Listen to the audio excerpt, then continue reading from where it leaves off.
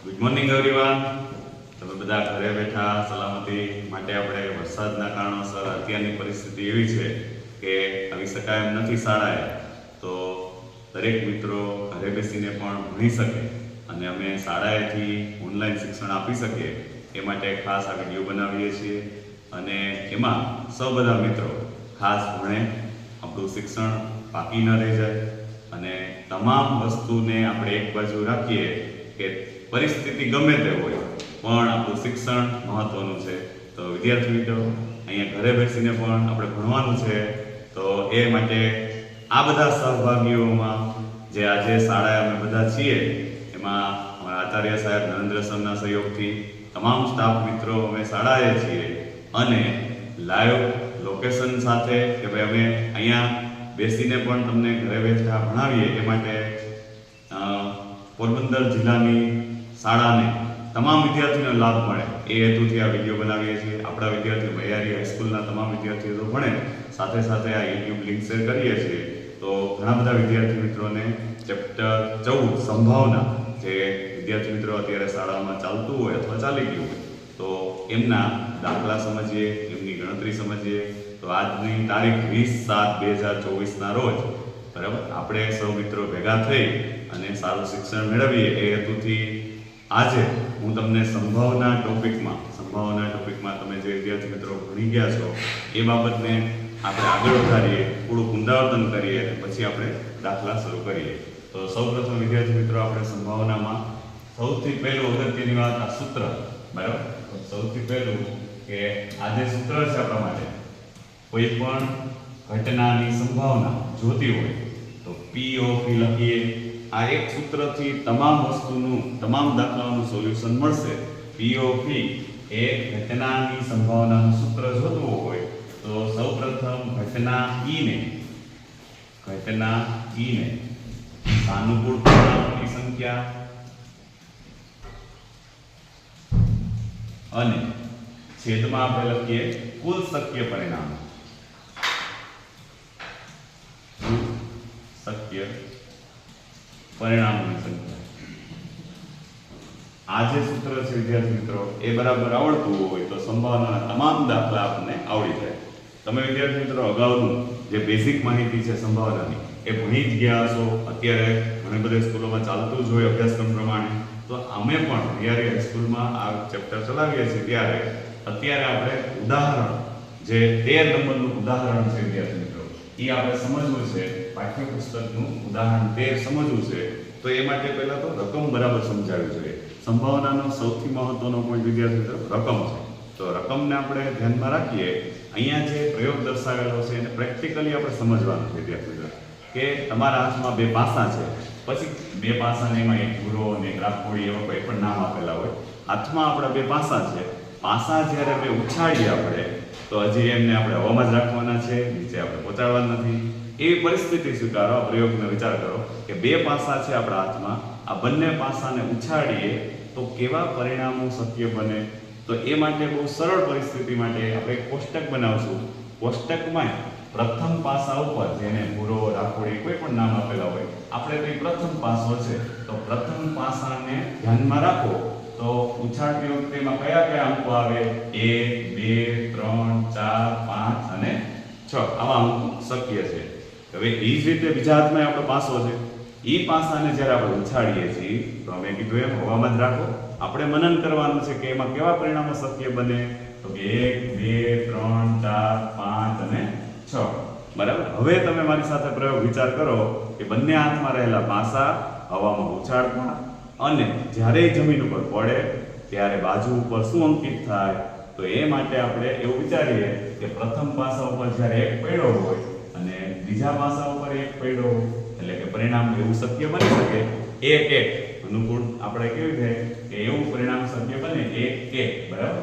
આવી પરિસ્થિતિમાં આપણે જેમ જેમ આગળ વધીએ ત્યાં કેવા પરિણામો શક્ય બનશે. તો આ કોષ્ટક જે વિદ્યાર્થી મિત્રો બરાબર સાચું બનાવી લઈએ. તો હવે વિદ્યાર્થી મિત્રો તમારે ખાલી એમની ક્રમયુક્ત જોડ જ બનાવવાની છે. એકની સાથે એક જોડાય 1, 1, પછી એકની સાથે 2 જોડાય એટલે એ પ્રમાણે, અને ક્રમશઃ આવી રીતે 36 ઘટકો મળે. એ પણ સરળ ઉદાહરણ માટે આપણે સમજવું હોય વિદ્યાર્થી મિત્રો, આ કોષ્ટક પહેલા આ બંને પાસા છે પ્રથમ પાસા ઉપર 1 2 3 4 5 અને 6, બીજા પાસા ઉપર અંકિત કરેલા 1 થી 6 અંકો. હવે વિદ્યાર્થી મિત્રો આપણે જોઈન્ટ કરીએ ત્યારે 1 1 નામની ક્રમિક જોડ બની, હજી એકને પકડી રાખીએ અને તમામને આપી દઈએ 1 2 1 3 1 4 1 5 અને 1 6. એટલે આવા 6 પરિણામો બન્યા અને સામે આવા 6 ઘટકો. એટલે પહેલા પાસા ઉપર અંકિત કરેલા અંકો હતા 6, બીજા પાસા ઉપર અંકિત કરેલા અંકો 6, તો કુલ શક્ય પરિણામો અહીંથી આપણને મળશે 6 ગુણાકારમાં 6 એટલે કેટલા થઈ જશે વિદ્યાર્થી મિત્રો? 36. તો આ કુલ શક્ય પરિણામો આપણા માટે 36 બનશે. બરાબર છે? તો સૌથી પ્રથમ વસ્તુ પ્રયોગ જે આપેલો હોય સંભાવનામાં રકમ સમજી એક પ્રયોગનું મનન કરવાનું છે તમારે. માત્ર દાખલામાં ગોખણપટ્ટીથી નહીં થાય. તમને પ્રયોગ જે આપેલો છે એને સમજવા માટે એવું વિચારો કે તમારા હાથમાં બે પાસા છે, બે પાસા ઉછાળો ત્યારે કેવા પરિણામો શક્ય બનશે. એટલે ઇઝીલી આપણે સમજાઈ જાય 1 1 થી 1 6 અને છેલ્લું પરિણામ 6 1 થી 6 6 સુધીના આવા કુલ 36 પરિણામો બને. બરાબર છે વિદ્યાર્થી મિત્રો? આ 36 પરિણામો આપણે ક્યાં કામ આવશે? તો કે જ્યારે લખવાનું થશે કુલ શક્ય પરિણામોની સંખ્યા ત્યારે આપણે 36 નો જવાબ લખીશું. બરાબર છે? તો અહીંયા સુધી આપણે જે કુલ શક્ય પરિણામો સમજ્યા, બરાબર, એને આપણે ધ્યાનમાં લઈએ કુલ શક્ય પરિણામો. બરાબર? હવે હું તમને આગળ એમના વિશે કહીશ કે ભાઈ કુલ શક્ય પરિણામો આપણે જોઈ લીધા. એના આગળ હવે વિદ્યાર્થી મિત્રો એમ કહીએ કે હવે જે પ્રશ્નો આપેલા છે કેવી ઘટના આપેલી છે. અહીંયા સુધી માત્ર પ્રયોગના કુલ શક્ય પરિણામો મળ્યા. જે આપણે કીધું હતું એક ભૂરો અને એક રાખોડી, બે પાસાને આપણે ધ્યાનમાં લઈએ. બરાબર? બે પાસાને ધ્યાનમાં લઈએ, ભૂરો અને એક રાખોડી, બે પાસાને એક સાથે ઉછાળવામાં આવે તો કુલ શક્ય પરિણામો લખો. તો તમામ શક્ય પરિણામો લખી દીધા. 36 પરિણામો બને. આ કોષ્ટક ઉપરથી તમે સમજી શકો. બરાબર? આ 36 પરિણામો જે રીતે બને છે. પાસા ઉપર સપાટી પર દેખાતી સંખ્યાઓનો સરવાળો. આ અગત્યનું છે વિદ્યાર્થી મિત્રો. માનો કે મારી પાસે જમીન ઉપર પાસા આવ્યા અને હું જો તો પ્રથમ પાસા ઉપર 1 લખેલું છે, બીજા પાસા ઉપર અંકિત થયેલો અંક 1 છે. એનો મીનિંગ આ 1 1 નામની સંખ્યા દેખાય છે. તો મારે હવે શું કામ કરવાનું છે ઘટના બનાવવા માટે? અંદર રહેલા અંકો જે આવ્યા એનો સરવાળો કરવાનો. તો અંદર રહેલા અંકોનો સરવાળો કેટલો થયો? 2. એટલે આ જે પ્રશ્નના જવાબ આપવા છે એના માટે તમારે ઘટના કેવી બનાવવાની છે? સપાટી પર દેખાતી સંખ્યાનો સરવાળો 8 હોય. સપાટી પર દેખાતી સંખ્યાનો સરવાળો 8 હોય એવી અનુકૂળ ઘટકો પસંદ કરવાના છે. રાઈટ? તો આ પહેલા પ્રશ્નના જવાબને આપણે ખાલી ધ્યાનમાં લઈએ. પહેલા પ્રશ્નના જવાબને તો એવું કહી શકીએ કે ભાઈ સરવાળો 8 થાય ઈ ઘટનાની સંભાવના જોતી હોય તો અહીંયા શોર્ટકટમાં આપણે એવું લખીએ કે જવાબ 1. બરાબર? કે પાસા ઉપર દેખાતી સંખ્યાનો સરવાળો, પાસા પર દેખાતી સંખ્યાનો સરવાળો 8 હોય. બરાબર? તો એના માટે આપણે અનુકૂળ ઘટકો ગોતવા છે. આ 36 ઘટકો તમારી સામે છે. અહીંયા અંકોનો સરવાળો 2 થયો, અહીંયા અંકોનો સરવાળો 3 થયો, અહીંયા અંકોનો સરવાળો 4 થયો, અહીંયા અંકોનો સરવાળો 5 થયો, અહીંયા અંકોનો સરવાળો 6 થયો, અહીંયા 7 થયો. આ એક પણ આપણને અનુકૂળ ઘટક નથી.